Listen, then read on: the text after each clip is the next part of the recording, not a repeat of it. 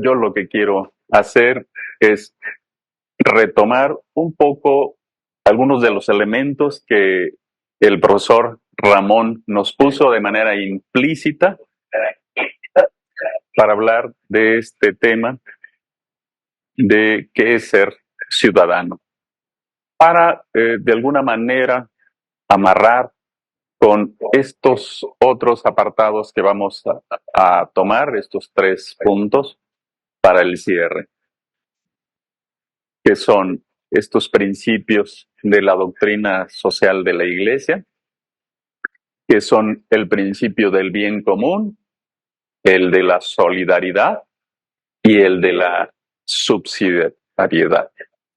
Estos 3 principios que nos dice la doctrina social de la Iglesia que son muy importantes, ¿verdad?, para la vida comunitaria. No hay sociedad, no habría sociedad si estos 3 principios no estuviesen presentes, si la sociedad, si la comunidad no los llevara a cabo. ¿Cuándo no suceden? ¿Cuándo estos se ven aminorados? Cuando el Estado trata de quitárnoslo a la sociedad, cuando el Estado quiere que no haya una sociedad civil organizada. Cuando eso sucede, el Estado toma esas funciones que realiza la sociedad y entonces no se puede dar necesariamente algunos de estos elementos, como puede ser uno de los que nos hacía énfasis el profesor Ramón, el de la solidaridad. Cuando la sociedad no es solidaria y el Estado busca deshacer las organizaciones de la sociedad para decir yo soy el que puedo, yo soy el que puedo hacer, yo soy el que ofrece los programas sociales sin intermediarios, entonces, ¿qué es lo que trata de hacer? Quitar la intervención de la sociedad para hacer esa función y de alguna manera inhibirla, disminuirla o incluso pues hasta minimizarla. Entonces, son importantes estos 3 principios para lo que vamos a ver a continuación y retomar estos elementos de la ciudadanía. ¿Qué nos decía de acuerdo de manera implícita en esta parábola del buen samaritano? Que tenemos que tomar 2 cosas, nos dice la encíclica del Papa Francisco Fratelli Tutti. Una, la vocación de ciudadano. Si no tenemos vocación de ciudadanos, difícilmente podemos consolidarnos como una sociedad, digamos, de comunión, de comunicación, de hermandad, por supuesto de solidaridad, con subsidiariedad y, por supuesto, generar bien común. Y, por supuesto, dice, es necesario construir un nuevo vínculo social. El profesor nos ponía algunos ejemplos de estos vínculos sociales, ¿verdad? ¿Cuándo hacemos un vínculo social? Decía, cuando no pasamos de lado, no dejamos tirado a nadie, dice el Papa. Decía Ramón, cuando vemos a alguien que requiere de nuestro apoyo, puede ser una persona que no tenga las capacidades suficientes para cambiar una llanta ponchada, puede ser una mujer, un adulto mayor, un joven que tenga algunas dificultades, que no sepa incluso cómo se hace el cambio de la llanta, pues hay que ayudarlo. Ahí tenemos ese detalle que nos hace este vínculo social. ¿Cuándo más encontramos estas posibilidades de vínculo social? Cuando no solamente podríamos decir cuando apoyamos económicamente a aquellos que lo requieren. Vamos en la calle, permanentemente hay personas solicitando algún apoyo económico o hay periodos, la Cruz Roja que tiene su temporalidad en la que hace la colecta, pero lo más importante, no solamente platicábamos aquí con Juan hace un momento de la importancia de dar dinero, sino tiempo. Cuando nosotros damos tiempo, dice el Papa Francisco, eso es muy importante, el tiempo. Cuando nos damos tiempo para apoyar, acompañar, escuchar, a otro. Decía Ramón, bueno, hay que quitarle la palabra del otro porque suena muy impersonal. Al tú, bueno, de ese tú al que tengo enfrente, al que tengo al lado, con el que dialogo, con el que platico, con el que requiere de mí que lo escuche. Cuando yo le doy tiempo a esa otra persona, a ese otro que me necesita, entonces estoy haciendo nuevos vínculos sociales.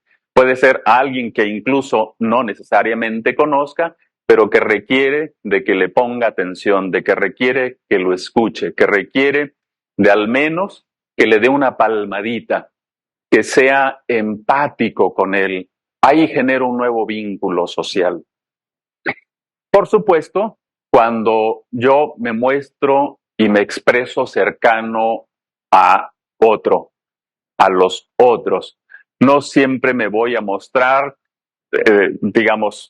como el vecino, que solamente saludo al de al lado, o como el compañero que saluda al compañero de trabajo, sino que voy a dar un espacio para prestarme, facilitar, dialogar, escuchar, que me permita ese nuevo vínculo social que nos dice el Papa. Si tenemos estos elementos, damos tiempo, cercanía, empatía y por supuesto escucha, estamos cuidando a la sociedad, nos estamos cuidando, nos cuidamos como comunidad y estamos generando este nuevo vínculo social. Y también nos dice, no puse aquí la palabra, pero la expreso, esta noción que él expresa de dignidad. Dice, generalmente estamos acostumbrados a la palabra de dignidad, así como la de prójimo, como lo expresaba Ramón, prójimo, de ese prójimo que soy ese próximo al otro. El de dignidad generalmente la asociamos, la identificamos de manera correcta como el que me cuido, me respeto, el otro me merece respeto y él hacia mí me tendría que expresar ese cuidado, ese respeto como dignidad, como igual manera cuando cuido de mí, decía, mi integridad. Y dignidad, dice, es también cuando no dejamos a nadie atrás, cuando me duele la pobreza, cuando me duele lo que sufre el otro. Eso es dignidad, dice. Esa dignidad es la que nos genera estos nuevos vínculos sociales de los que él habla. Si tenemos entonces estos elementos de vínculos sociales, dignidad, cercanía, escucha, tiempo, empatía, entre otros, entonces estamos generando comunidad, nos estamos mostrando como ciudadanos. Y entonces, si somos ciudadanos, porque escuchamos frecuentemente en nuestro tiempo que la democracia se está perdiendo, sin duda que se está perdiendo. ¿Y por qué se pierde la democracia? ¿Por qué estamos perdiendo calidad democrática? Porque nosotros, personas, comunidad, sociedad, no somos democráticos. ¿Y cuando no somos democráticos? No lo somos cuando validamos, cuando aceptamos que haya un deterioro de la vida social. Esto es la pobreza, que tanto énfasis nos ponía Marcelo ahí en estos temas de desafíos de la comunidad.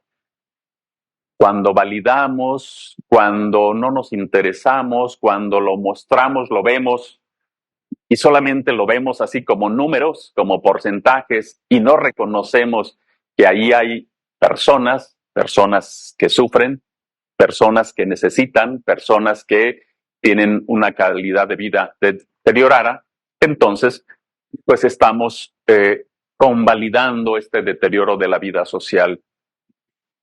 Cuando compartimos esta idea de que lo comunitario, de que los usos y costumbres de las comunidades, de los pueblos, quizás aquí no lo vemos tanto en Querétaro, pero sí lo escuchamos que sucede en otros lugares, que se haga justicia por propia mano, Esto no es posible, que permitamos, aceptemos, que nos conformemos, que haya justicia por propia mano. Sí, nuestra aspiración es a que haya justicia en general, sí, puesta por quien corresponde, que es al Estado, ¿verdad? Le corresponde.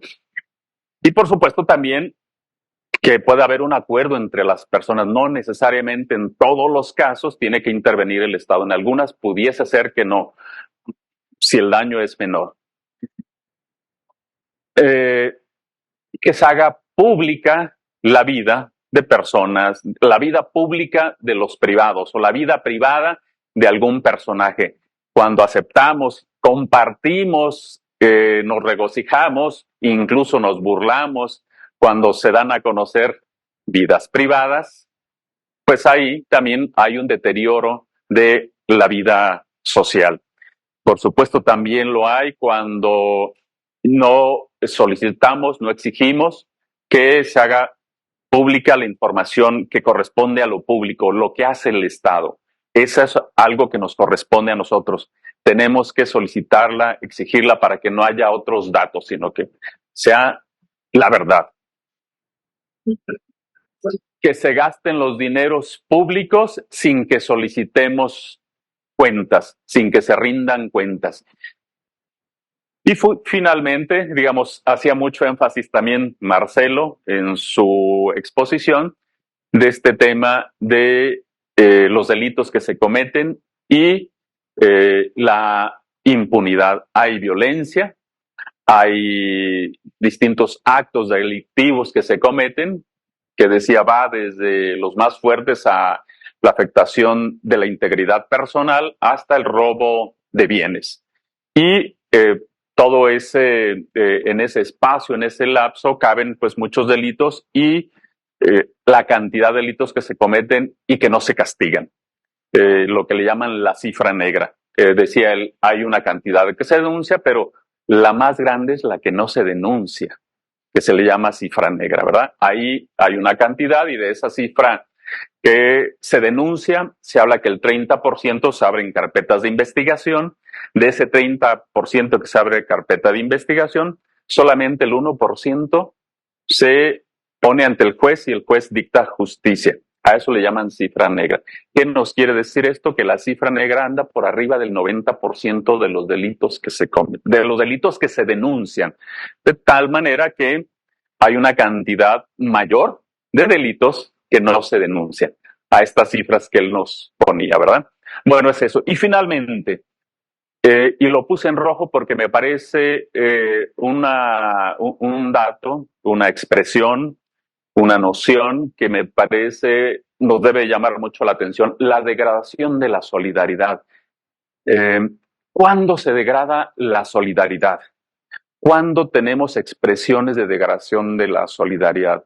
Una, en mi particular punto de vista de ver este asunto, es cuando convalidamos, aceptamos, nos callamos o dejamos de ver que nuestro vecino, en nuestro barrio, en nuestra colonia, comunidad, municipio, empezamos a ver personas que se dedican a la delincuencia y no los denunciamos. O incluso que tenemos un familiar y de alguna manera lo justificamos que haga eso. ¿Por qué suceden estas cosas? Algunos, cuando hemos platicado este tema de la degradación de la solidaridad, dicen, es el tema de la pobreza. Sin duda que el tema de la pobreza justifica para algunos que haya una degradación de la solidaridad, en tanto que, dicen, la persona por necesidad se enrola con los delincuentes, participa con la delincuencia, convirtiéndose en vendedor, en sicario, en ladrón, en halcón. Halcón quieren decir espía. Eso son de las cosas que nos van degradando la solidaridad. Pero también se da la degradación cuando, les decía, convalidamos o no nos conmueve la pobreza. Ahí también cuando no nos conmueve el dolor, cuando no nos conmueve el dolor de aquellas personas que tienen familiares desaparecidos, que no encuentran a sus familiares. Y, en cambio, compartimos, aceptamos que esas personas están tratando de mentir, que son contrarias al gobernante, que reclaman por asuntos políticos, que hacen montajes. Esas cosas, entonces, cuando las aceptamos, estamos compartiendo esta degradación de la solidaridad. Estos son los elementos, entonces, que nos pueden ver como una comunidad con poco aprecio por la democracia. Si compartimos, digamos, o más bien no hacemos estas cosas en sentido positivo, digamos, las cambiamos, ahorita lo he expuesto de manera negativa, entonces tenemos esta degradación de la democracia. Requerimos entonces más bien hacer lo contrario para ser una sociedad que en realidad apreciamos la democracia, y si apreciamos la democracia, entonces sí, no vamos a tener gobernantes que nos estén socavando la democracia. ¿Por qué? Porque no lo vamos a aceptar como sociedad, dado que nosotros, en nuestro comportamiento, somos solidarios, somos comunitarios, somos subsidiarios, hacemos bien común, ¿verdad? Estos elementos entonces nos ponen en una condición distinta. Bien, ahora, me voy a datos concretos a lo que corresponde a lo que dicen los partidos respecto a las campañas. ¿Qué nos ofrecen los partidos y sus campañas electorales en el actual proceso electoral respecto al tema de la seguridad? Les decía, les quería poner estos elementos expuestos en el primer tema sobre un extraño en el camino, esta parábola del buen samaritano, porque nos ponen esta perspectiva de sociedad, y frente a esta perspectiva de sociedad, los actores políticos, lo que nos ofrecen esos actores políticos respecto a los temas, desafíos que nos planteaba el maestro Marcelo. El tema de la seguridad. ¿Qué dicen los partidos políticos respecto al tema de la seguridad? Yo aquí les estoy presentando en frases, oraciones, lo que dicen los partidos políticos respecto a este tema de la seguridad. ¿Qué dice la coalición del PAN, PRI, PRD? ¿Qué ofrece la coalición de Morena, PT y Partido Verde? ¿Y qué ofrece Movimiento Ciudadano a ese respecto? 5 expresiones que de alguna manera resumen lo que ofrecen cada uno de ellos. Son, por supuesto, más. Yo aquí seleccioné 5 solamente para el tema de la seguridad. Esto con el propósito, de alguna manera, que sepamos como ciudadanos, como sociedad, como comunidad, lo que se nos están ofreciendo para atender este desafío que tenemos en la comunidad. ¿Qué nos dice la primer coalición política sobre el tema de la seguridad? Un primer tema que tiene que ver pues con estas cosas que escuchamos de lo contrario a los abrazos y no balazos, dice esta coalición: ninguna cortesía a los miembros del crimen organizado, nada que de abrazos y no balazos, y nada que son pueblo que requiere de alguna manera como concesiones, nada de que sea personas que cometieron un delito y haya que justificárselos diciendo que pues, lo hicieron por pobreza. No, dice que no haya concesiones. 1. 2, dice, recuperar el respeto a las fuerzas de seguridad, a las fuerzas armadas. Recuperar este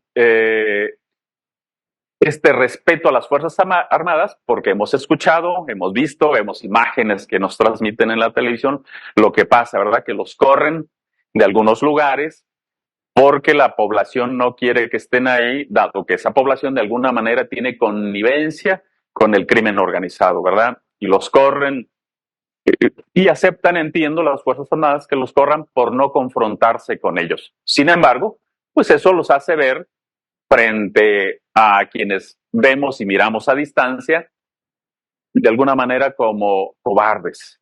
Y eso degrada a las personas y sobre todo a las Fuerzas Armadas, ¿verdad? ¿Por qué? Porque se les pierde el respeto.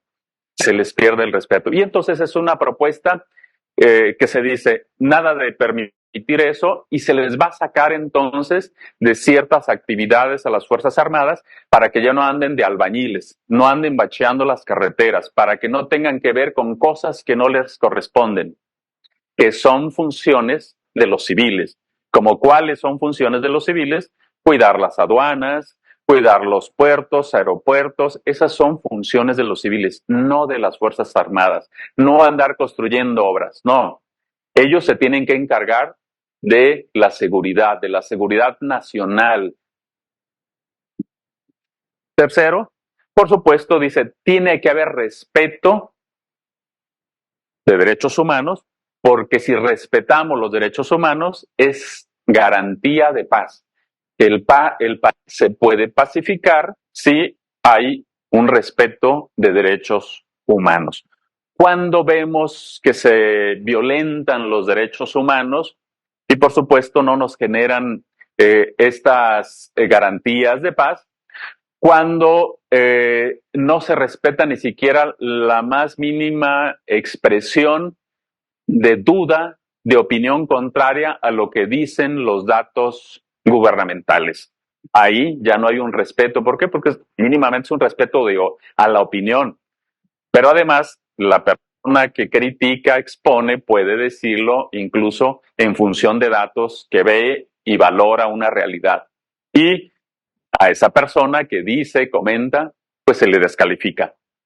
Hay en ese sentido una pérdida o violación al derecho humano, al menos de opinión, ¿verdad? O personas que salen a la calle a manifestarse y se les limita ese derecho, esa libertad a manifestarse públicamente. Como también se dice atención a las víctimas. Y esto de atención a las víctimas tiene que ver pues con estas cosas que estamos viendo y escuchando permanentemente con las madres buscadoras, como de otro tipo de personas que reclaman que sus familiares fueron detenidos de manera injusta, que fueron detenidos por problemas por asuntos de orden político.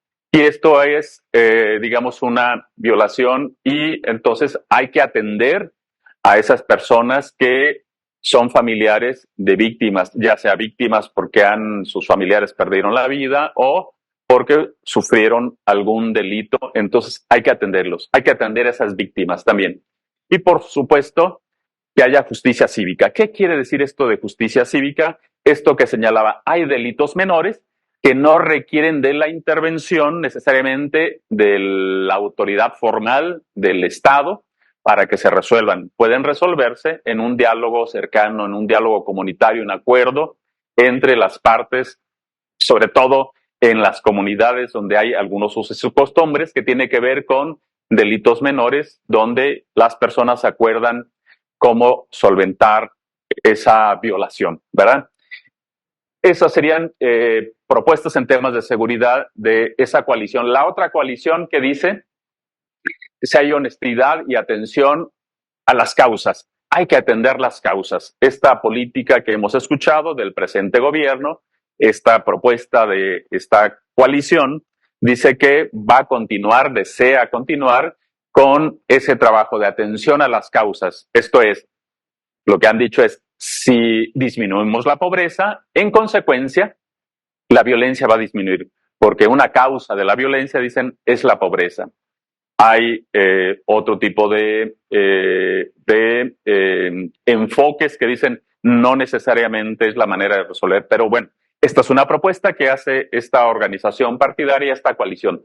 Siguiente dice, hay que consolidar a la Guardia Nacional y que la Guardia Nacional quede inscrita dentro de las Fuerzas Armadas como medida de seguridad también. Tercer elemento, dicen, fortalecer la inteligencia, investigación e inteligencia para combatir los delitos.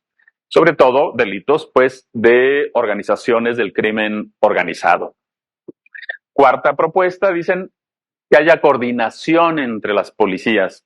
Un reclamo permanente que ellos tienen es con el gobierno de Guanajuato. Dicen, el problema de la violencia en Guanajuato es porque el gobierno del estado no se coordina con el gobierno federal. El gobernador no va a las reuniones de seguridad que se inician a las 6 de la mañana y eso es una falta de coordinación.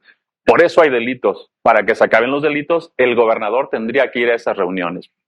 A eso le llaman coordinación y por supuesto dicen de las policías, que las policías municipales, las estatales, se coordinen con las federales, ya sea con la Guardia Nacional o con el Ejército. Y finalmente dicen que ustedes habrán escuchado esto, la reforma al Poder Judicial.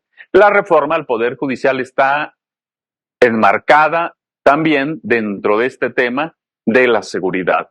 Dicen ellos, reformemos el Poder Judicial. Esto es que los jueces, los ministros y magistrados sean electos por voto popular. Esa es la salida para este problema de la inseguridad. Bueno, es un elemento de la salida, no es el único, es uno, ¿verdad? Como les decía, son 5. Y este me pareció importante que lo conozcan, lo conozcamos, lo tengamos en mente también, ¿verdad? ¿Qué propone Movimiento Ciudadano sobre el tema de seguridad? Dice, hay que cambiar el modelo no está funcionando, es una concepción distinta, ¿se fijan? Hay que cambiar un modelo. ¿Cuál es el modelo que proponen estas dos coaliciones? Dicen ellos, es un modelo de lo mismo, de lo que se ha venido trabajando y que no ha funcionado. Entonces cambiemos el modelo, dice Movimiento Ciudadano. ¿Qué consiste ese cambio de modelo? No hay, digamos, expresiones claras, pero sí dice cambiar el modelo y critica lo que se ha hecho, de lo que se ha experimentado, de lo que se ha practicado y no ha funcionado, y entonces dice, hagamos cosas distintas. ¿Qué iría junto con esas cosas distintas? Ese cambio de modelo, inteligencia policial. Por supuesto que haya policía civil, dicen. Una policía civil que, obviamente, contrario a lo que dice esta propuesta, ¿verdad? Ya no policía sometida a las Fuerzas Armadas, ya no que sean las Fuerzas Armadas las que hagan funciones de seguridad pública, funciones policiales. ¿Por qué? Porque el ejército no está capacitado, no está preparado para realizar esas funciones de seguridad pública, de policía. Algo completamente distinto, dice un sistema nacional de cuidados.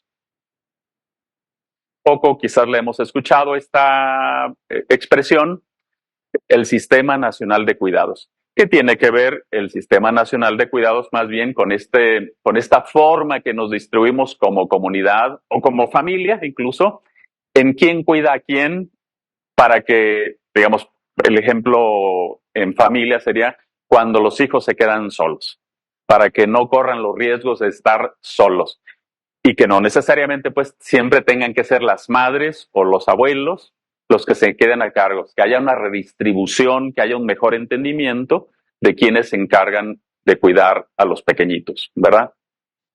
Ese es un elemento de los que ellos ponen como el Sistema Nacional de Cuidados. Y finalmente, dicen, tendría que haber una reubicación, relocalización de las personas en función de sus trabajos.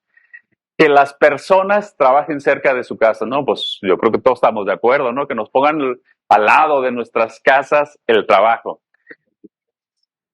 Me supongo que debe ser para nuevas personas que ingresan a sus trabajos, pero ¿cómo le van a hacer ahí para ponerles lo más cerca?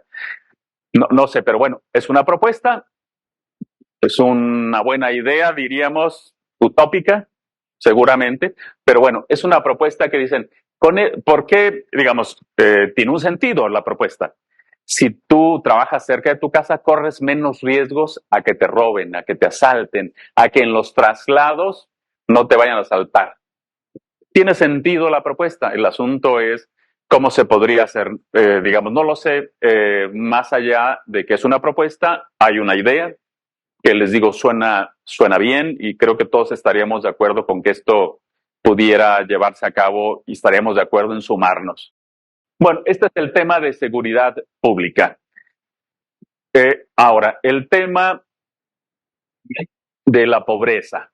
Sobre el tema de la seguridad pública, allá en la Ciudad de México, la empresa parece que en papel, algo así de papelería, ya en la Ciudad de México, hicieron una empresa y al lado pusieron sus viviendas, está allí por San Ángel, y pues a lo mejor se acordaron de este lugar, o sea, hicieron una empresa, no me acuerdo si se llama Peña Pobre, algo así.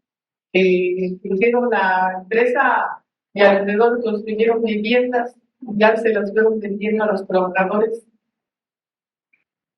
Bueno, pues ahí está un ejemplo que nos da Lupita respecto a cómo puede hacerse o cómo puede ser funcional. Es una nueva empresa y en esa nueva empresa ponen viviendas al lado para que vivan ahí los trabajadores. Sí, efectivamente, si algunos de nosotros que hemos ido a San Joaquín nos hemos dado cuenta que allá en San Joaquín, a la entrada hay un condominio de trabajadores de la Comisión Federal de Electricidad, ¿verdad?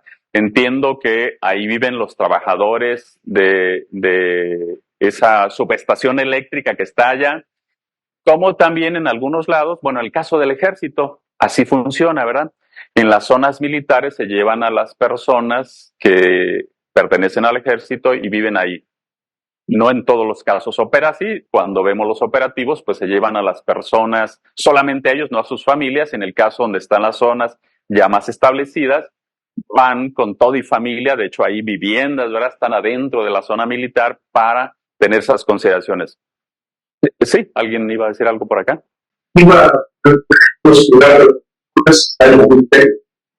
Eso es, que en algunos casos, en este ejemplo que nos pones, puede ser de los llamados jornaleros migrantes, que se da mucho en el campo, esta manera de trabajar, ¿verdad? Van por la persona o la familia y pues sí, ahí los ponen en el campo, trabajan y ahí mismo tienen un espacio para dormir, les construyen galerones, ¿verdad? Para que duerman. Y sí, ahí no hay movimiento, ahí están, ¿verdad? Digamos, aunque no serían los modelos más adecuados, dado que los separas de la familia, ¿verdad? Y obviamente las condiciones no necesariamente son las más adecuadas. Bueno, entonces, ese es el tema de seguridad, son las propuestas que hacen los distintos partidos políticos, partidos que los escuchamos y vemos en cuanto a las candidaturas presidenciales, pero que también aplican para lo que están ofreciendo para el poder legislativo, para senadores y para diputados. Esa es la propuesta que ellos tienen.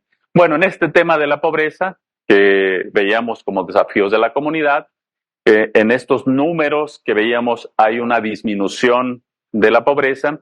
Sin embargo, habría que poner también como antecedente que la pobreza en México tiene una medición que hace el Coneval, que se citaba ya aquí, que se llama pobreza multidimensional.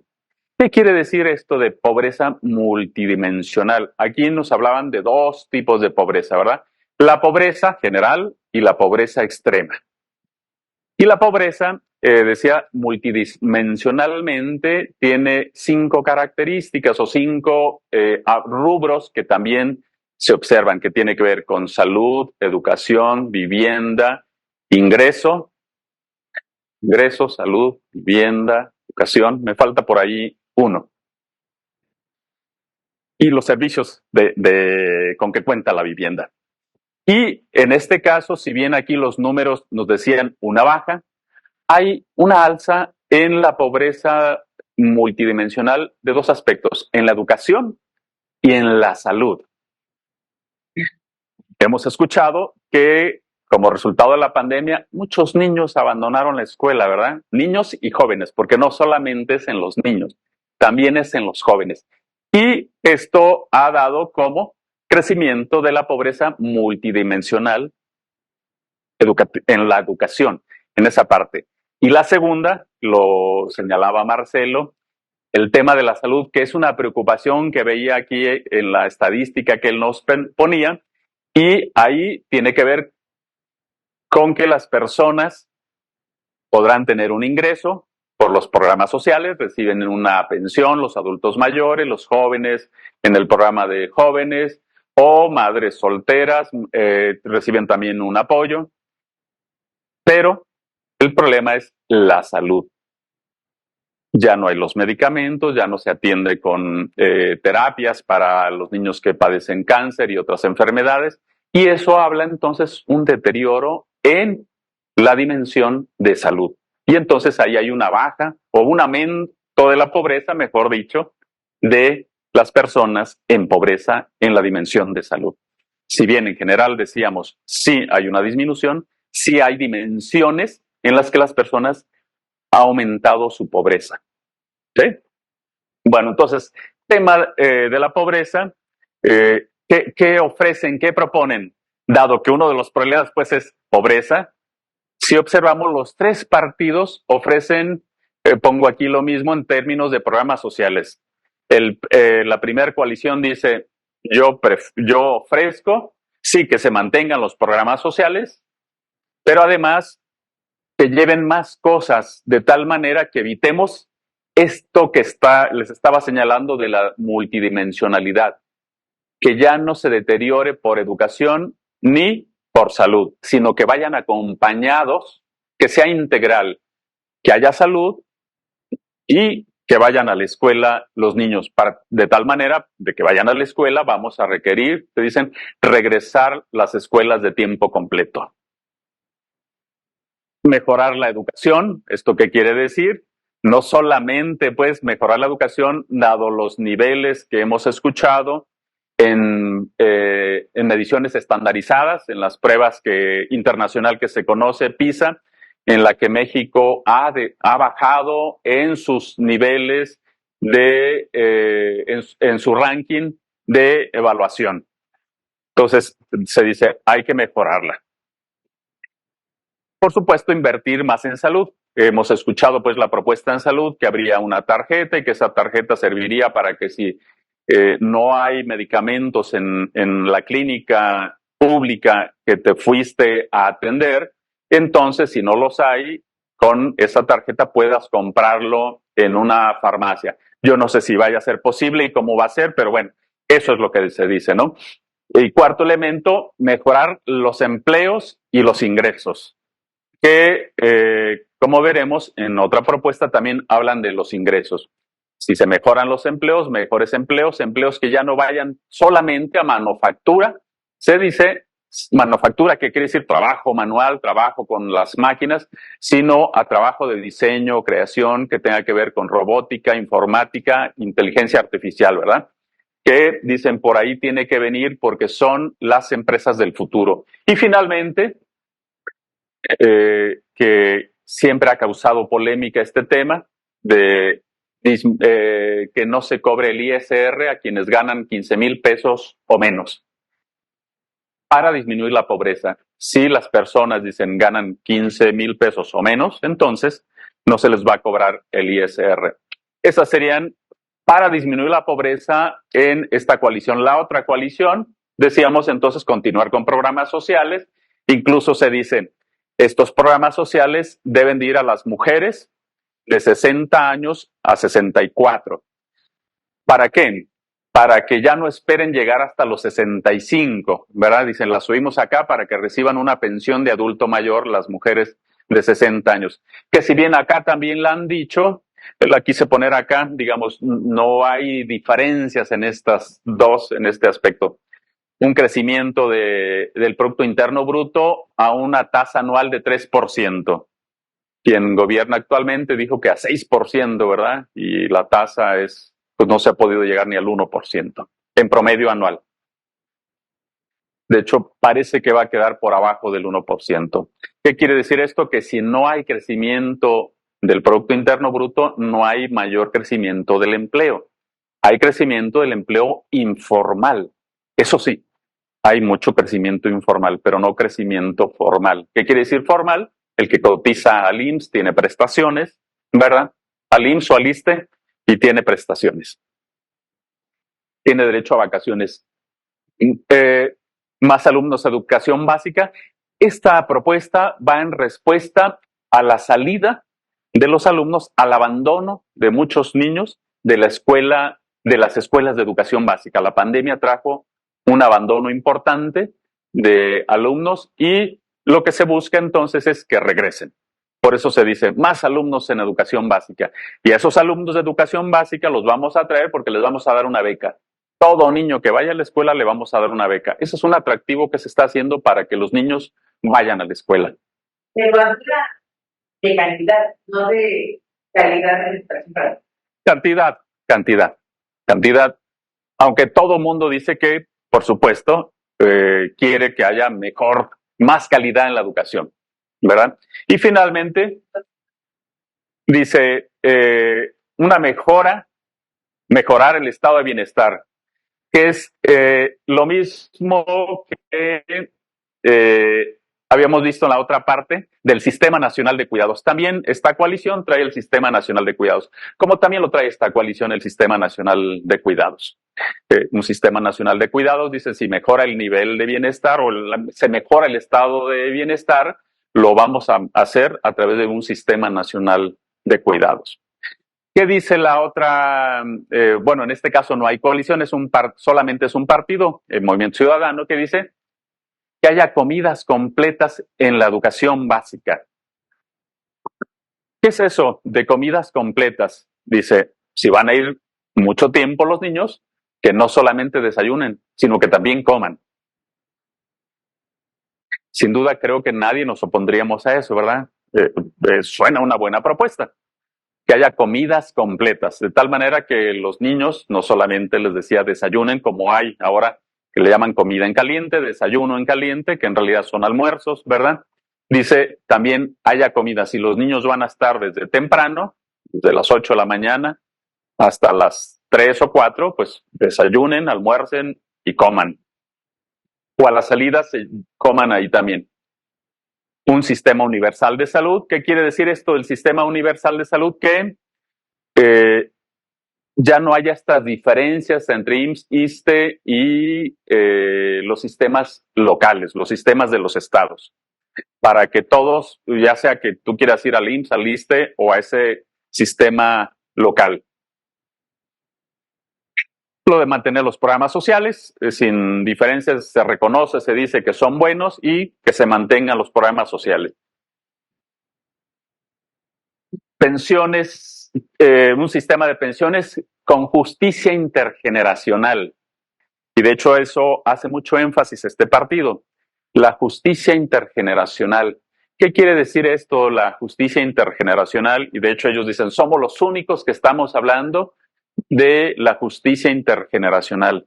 Dicen, nos estamos fijando mucho en las personas adultas, pero no le estamos prestando atención a los niños. ¿Por qué no se les presta atención a los niños?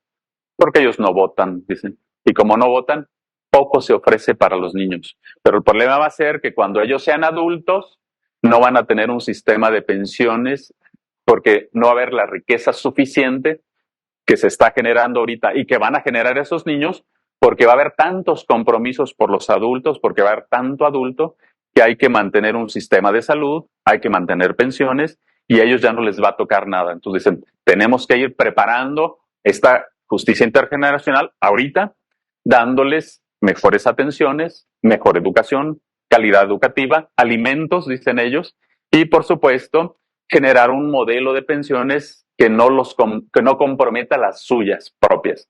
Porque la generación de riqueza, cuando ellos sean adultos, ya va a haber pocos adultos. Digo, va a haber pocos jóvenes que produzcan para ellos. Ellos van a producir, los niños de ahorita van a producir mucho para la generación adulta. Pero ¿quién les va a generar la riqueza a ellos para garantizar su pensión?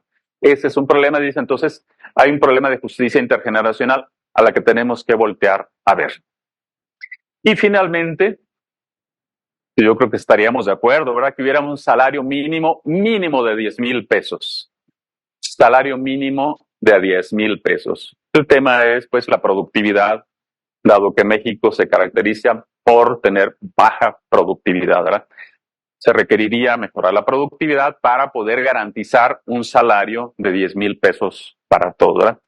Bueno, esto es lo que proponen estos partidos políticos sus coaliciones en estas campañas electorales para estas elecciones, de tal manera que nosotros tenemos esta oferta, este abanico frente a los desafíos comunitarios, frente a los desafíos que vemos en nuestra comunidad, lo que nos ofrecen. El tema mayor, pues preocupación, se veía hace rato en estadística, pues es el tema de la violencia, dado que la violencia se mantiene en niveles altos. La población lo considera, en algunas mediciones que se hacen, empresas que miden esto, dicen está abajito del 50%, y otras dicen no, está arriba del 50%, lo ubican hasta en niveles del 60%. ¿Qué quiere decir esto? Pues que 6 de cada 10 personas dicen es la mayor preocupación el tema de la seguridad. Por eso hay tanto énfasis en ello. Y la segunda, otros dicen, otro problema es el económico, y junto con lo económico, la pobreza. Y entonces este es el otro tema, ¿verdad?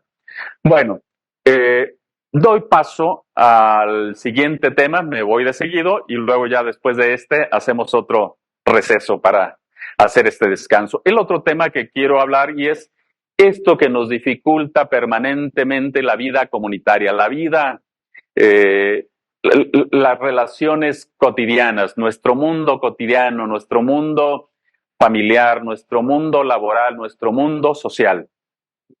Lo que nos conflictúa permanentemente, lo que no nos hace dialogar, lo que nos ha venido confrontando, lo que nos dificulta el podernos escuchar, y lo que nos dificulta escuchar argumentos. Y es, ¿por qué nos está pasando esto? Porque negamos la verdad. ¿Cuándo negamos la verdad? Cuando vemos un hecho real, concreto, y damos por hecho, o al menos dudamos de que haya existido, de que se dé.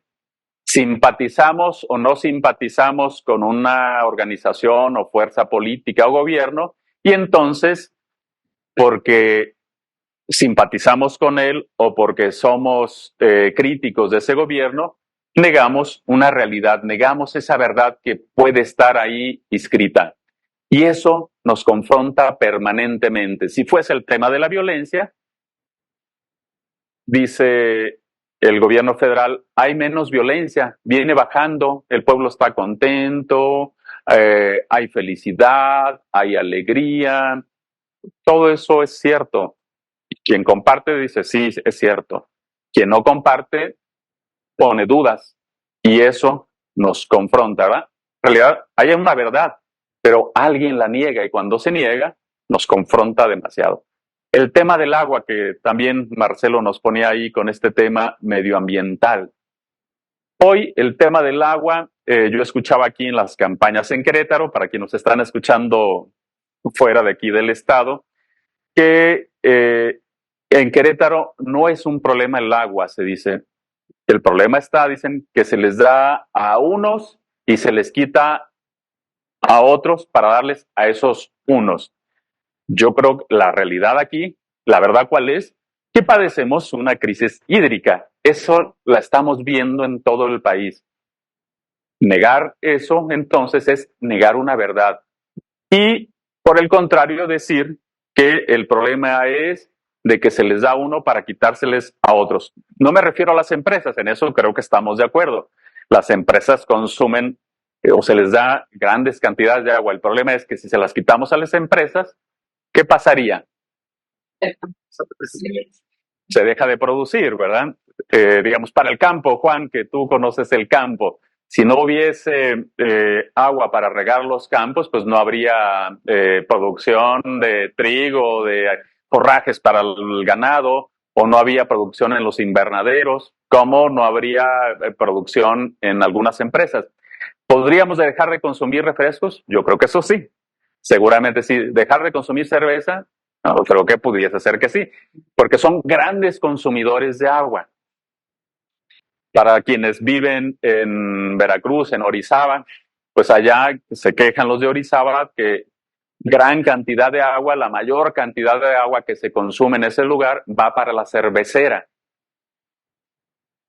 si estamos teniendo estos problemas, entonces sí tendría que ser. Pero bueno, yo creo que la verdad es, hay un problema hídrico, hay un problema de distribución de agua, sí, también hay un problema de distribución de agua, pero lo que no podemos negar es que tenemos todos que hacer conciencia sobre la necesidad de racionalizar su consumo. Esa es una verdad que tendríamos que asumir. Segundo, repetimos permanentemente mentiras de un lado y de otro, de quienes simpatizan con una fuerza y simpatizan con la otra. Permanentemente compartimos mentiras, medias verdades que son falsedades, ¿verdad? Entonces, esto nos conflictúa permanentemente también en el diálogo, de que vamos a hablar de un hecho concreto, violencia, pobreza o este tema medioambiental, y entonces compartimos, distribuimos sobre todo este tema de que permanentemente uno escucha de quienes no son gobierno aquí en la entidad, de que el problema es que sí hay agua, pero el asunto es que se la dan solamente a un grupo social y a los del otro, porque no importan esos, dado que a ese tipo de gobiernos no le importan esas personas, no les dan agua. Cosa que no necesariamente, yo digo, esa es la verdad. Más bien la verdad es un problema de escasez. Ser simpatizante, militante o compartir una causa, sumarse a una causa, consideramos que la otra persona no tendría por qué ponérsele atención, no habría por qué prestarle atención, no habría por qué escucharla, no habría por qué atender su visión, su expresión, sus ideas, ¿verdad? Y finalmente, algo que creo que participamos permanentemente de estas expresiones de, de la desidia social. Esto que decía, ¿cuándo vemos desidia social? Bueno, es una expresión que tomo de el Papa Francisco, puesta en este documento que se comentó en la mañana, de un extraño en el camino, en esta parábola del buen samaritano.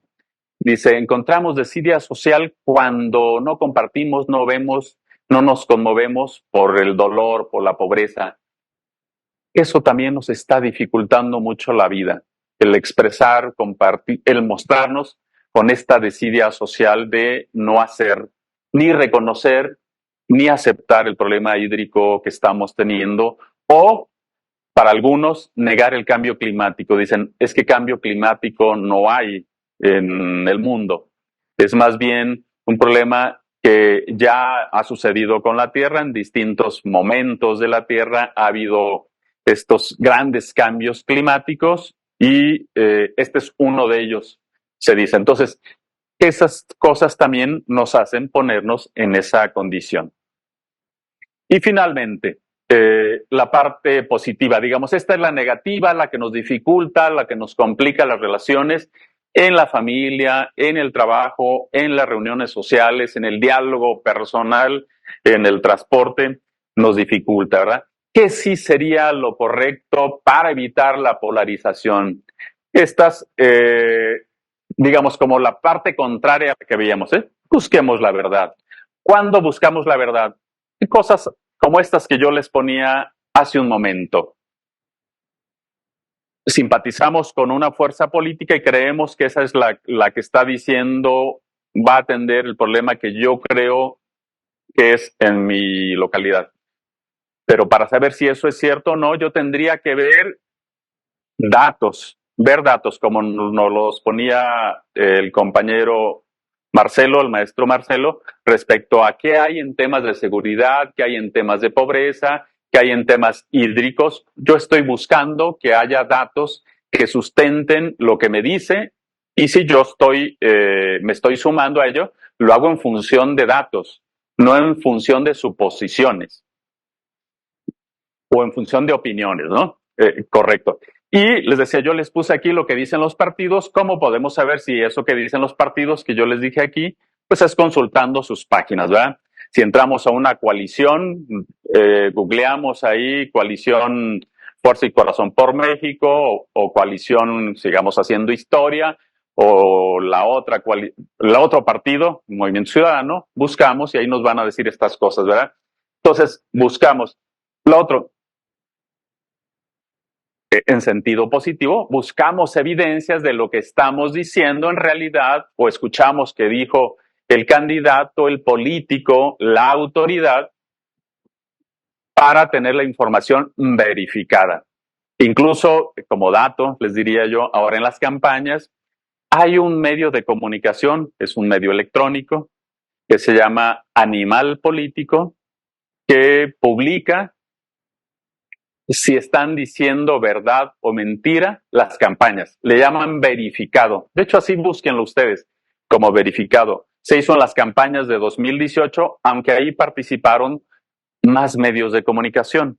Ahora solamente lo está haciendo uno, Animal Político. Si ustedes entran ahí, Animal Político, o solamente con googlear verificado, sobre lo que dijeron las candidatas y el candidato en el debate del domingo pasado, van a encontrar si fue verdad o mentira, o qué cosas dijeron verdad y cuáles dijeron mentira respecto a los distintos temas que abordaron.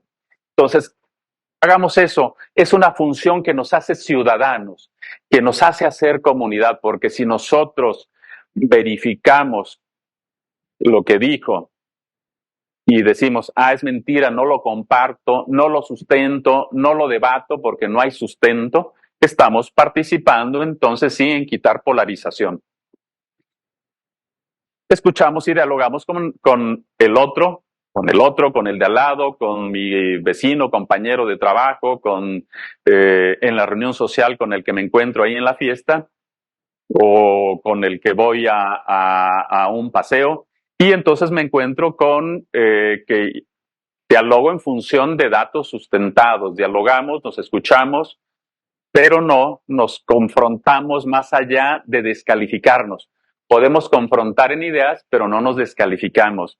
No es que tú eres, bueno, las expresiones que hoy se usan, ¿no? Tú eres chairo, no, pues es que tú eres fifí. Son cosas descalificativas que son muy desagradables y que creo que son de las que no tendríamos que compartir. Y finalmente, reconocemos los problemas y las limitaciones que tienen los problemas para atenderse. ¿Es solucionable el problema en corto plazo, el de la crisis hídrica que estamos teniendo?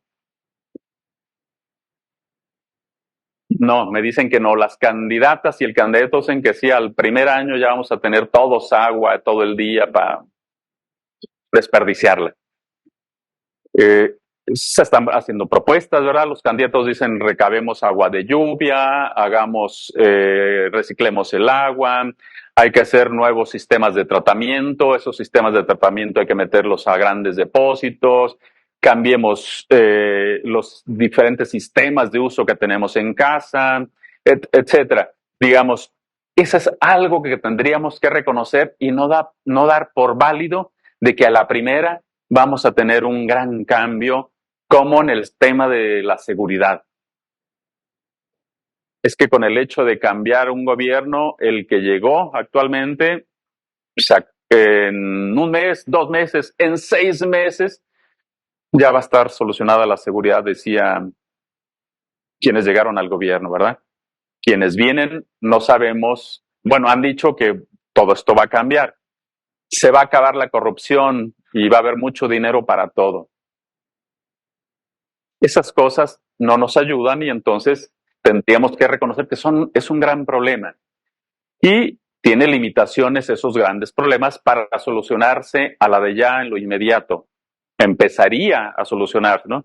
La pobreza, ¿se resuelve en lo inmediato? No, ¿verdad?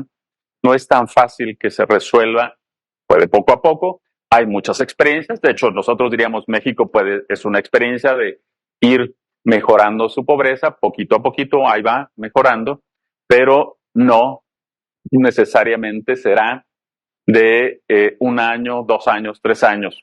Yo creo que ni un sexenio alcanza para mejorarla en las condiciones que se dice que se va a hacer. Ejemplo, una campaña está diciendo que va a disminuir a la mitad la pobreza en su sexenio.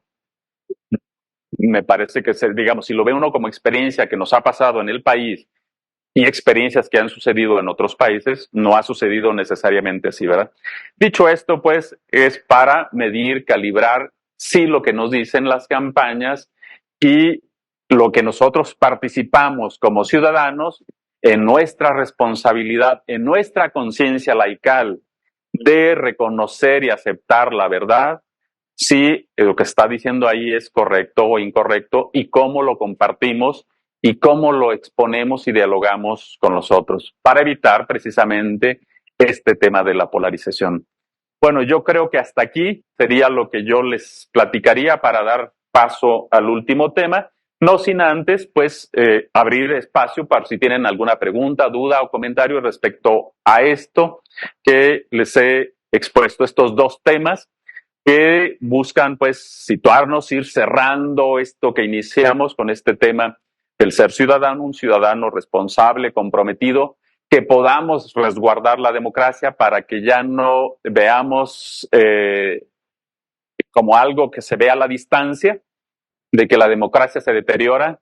Sí, se está deteriorando, pero porque nosotros mismos la participamos, ¿verdad? Nosotros mismos participamos de su deterioro con estas cosas que estamos señalando, dado que nos desvinculamos socialmente, compartimos medias verdades o falsedades completas, mentiras, nos confrontamos en descalificaciones en vez de confrontarnos en ideas y en escucharnos, y por supuesto no generamos estos nuevos vínculos sociales que nos hace énfasis el Papa Francisco, que tienen que ver de cómo nos conmovemos, condolemos, apoyamos, somos solidarios con el dolor y el sufrimiento del otro. ¿Preguntas, dudas, comentarios aquí? Creo que yo creo que ahora demostrará que ha sido ha polarizado mucho el país. Algunos mencionaban el poder policial, ha puesto a la sociedad mexicana en cada dilema contra los políticos, contra los candidatos generales, y se le va todo. Se está polarizando mucho la sociedad política, la polarización también habría que decirla, si bien hay un generador, también hay receptores que la repiten, y creo que eso también daña a quienes se enganchan, como bien lo dices, Horacio Diego, se enganchan y se vuelven parte de ella, reproduciendo expresiones, comentarios, formas de ser, métodos de hacer, que en lugar de disminuirla, la incrementan, ¿verdad? De hecho, también he respondido la pregunta para hacer la unidad.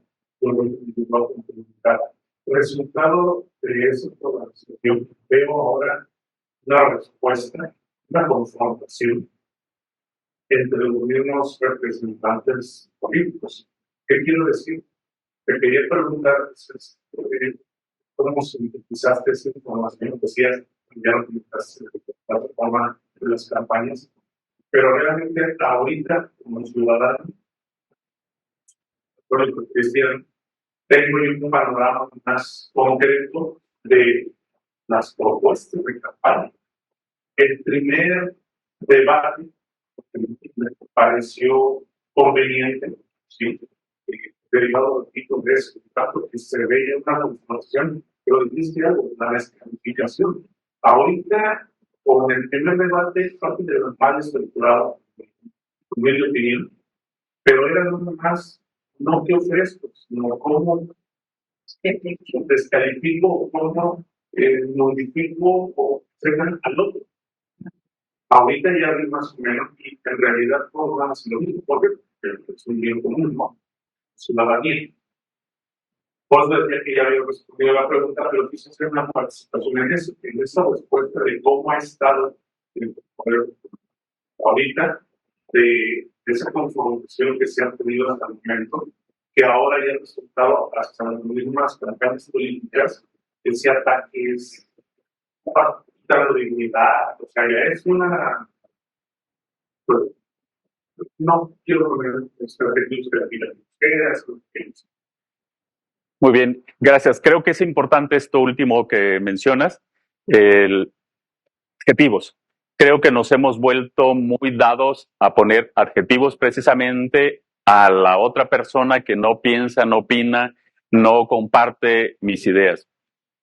Al respecto de los debates, y creo que tendría que ser también una forma de hacer nuestra como ciudadanos para hacer comunidad, de precisamente el diálogo se da ahí, cuando el otro expone y en lugar de que yo lo descalifique, más bien si yo estoy en desacuerdo con él, lo que yo tengo que hacer es hacerle preguntas, dudas, hacer que me explique de alguna manera distinta para llegar quizás al punto que yo desea de ver si podemos encontrar algún punto común o toparse con las dificultades y limitaciones que puede tener el tema, ¿verdad?